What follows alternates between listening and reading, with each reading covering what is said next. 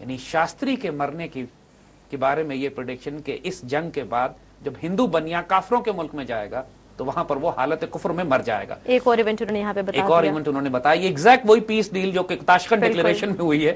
This was predicted by him. بالکل. And then another thing very strange happened after, because یہ جو تاشقند کی deal ہوتی ہے اس کے بعد واپس مسلمانوں میں, پاکستان کے مسلمانوں میں بڑی بے چینی پھیلی, بیکاز مسلمان یہ پاکستانیوں نے یہ کہا کہ یہ ایک جیتی ہوئی بازی تھی, انڈینز کے ساتھ ابھی پیس نہیں کرنی چاہیے تھی.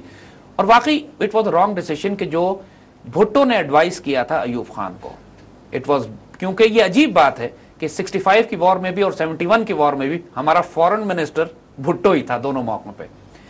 اور ذوالفقار علی بھٹو کا یہ بڑا سسپیشس رول ہے کہ جو انہوں نے ان دونوں, خاص طور پہ جنگوں کے دوران جب یہ فورن منسٹرز تھے اور جب ان کو اختیار دیا گیا تھا کہ پاکستان کی فورن پالیسی مرتب کریں, اور دونوں مرتبہ اس فورن پالیسی میں شدید نقصان پہنچا. 71 میں نقصان اس وقت پہنچا جب جا کے وہ پارلیمنٹ یونائٹڈ نیشنز میں وہ قرارداد پھاڑ کر آ گئے, ان کو بھیجا گیا تھا کہ وہاں جا کے پیس ڈیل سائن کریں, اور یہاں تاشقند میں ان کو یہ ساتھ گئے تھے اس لیے کہ یہ پیس ڈیل نہیں ہونی چاہیے, جبکہ یہ سائن کروا کے پوری. نتیجہ یہ ہوا کہ واپس جب پہنچے, جب غم و غصہ ہوا پاکستانی قوم میں, تو ذوالفقار علی بھٹو اور تمام سیاسی جماعتوں نے ایوب خان سے علیحدگی اختیار کر لی اور ایک بغاوت کی تحریک چل پڑی پاکستان میں کہ ایوب خان کا تختہ الٹنا, ایوب خان کو نیچے گرانا ہے.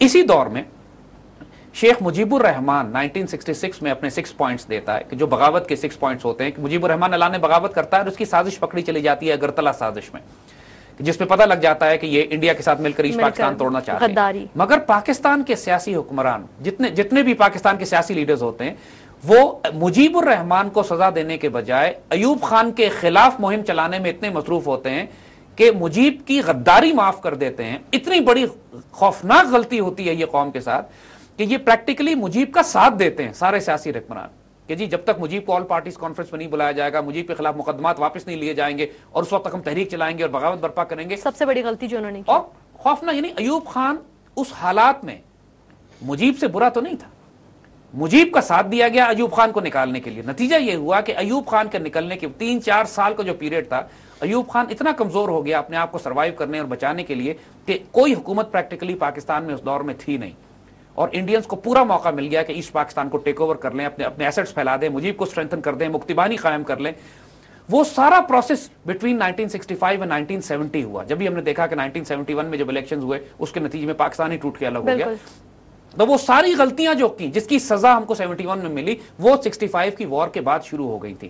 65 کی وار میں جو معجزے اللہ کی طرف سے ہوئے تھے, جو غیر معمولی غیبی طاقتیں ہمارے ساتھ لڑ رہی تھیں, بزرگوں سے پوچھے جو بتاتے ہیں کہ خود انڈین قیدی گرفتار ہوئے, وہ کہتے ہیں کہ ہم مسلمانوں کی, پاکستانیوں کی اس فوج سے خوف کھاتے تھے جو گھوڑوں پہ آتی تھی اور جس کی تلواروں سے شعلے نکلتے تھے. یہ واقعات ہمارے اخباروں میں, کتابوں میں لکھے ہوئے ہیں.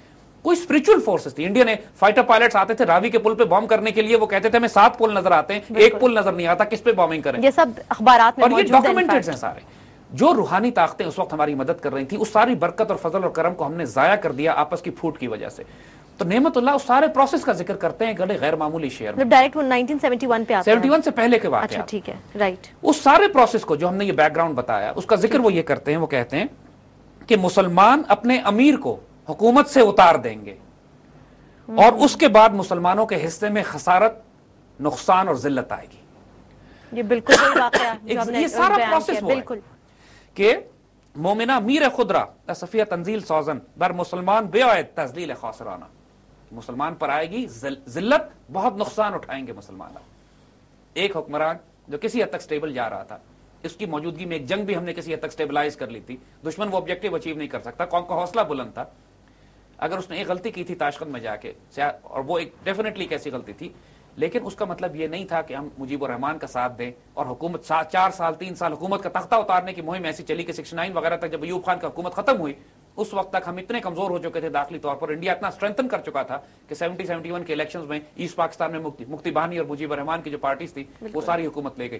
تو بہت شدید نقصان ہوا. اس غلطی کی نشاندہی انہوں نے, وہ پوری غلطی انہوں نے کی تھی کہ اس جنگ کے بعد مسلمان اپنے حکمران کو اتارنے کی جدوجہد میں پڑ جائیں گے, اور اس کے بعد ذلت آمیز شکست و تکلیف ہوگی. الٹیمیٹلی 1971 کا جو ایونٹ الٹیمیٹلی وی کیئر. اور پھر نعمت اللہ اس سارے واقعے کو آگے ایکسپلین کر کے کہتے ہیں کہ قہر عظیم آئد بہر سزا کے شاید, آخر خدا بساز یک حکم قاتلانہ, اللہ تعالیٰ کی طرف سے ایک بہت ہی سخت سزا اور قہر آئے گا, قہر نازل ہوگا, اور اللہ تعالیٰ ایک قاتلانہ حکم جاری فرمائیں گے. دیکھیے اب یہ انف واز انف. اللہ تعالیٰ نے بھی کہا کہ اب اس قوم کو ایک سخت سزا لگانے کی ضرورت ہے.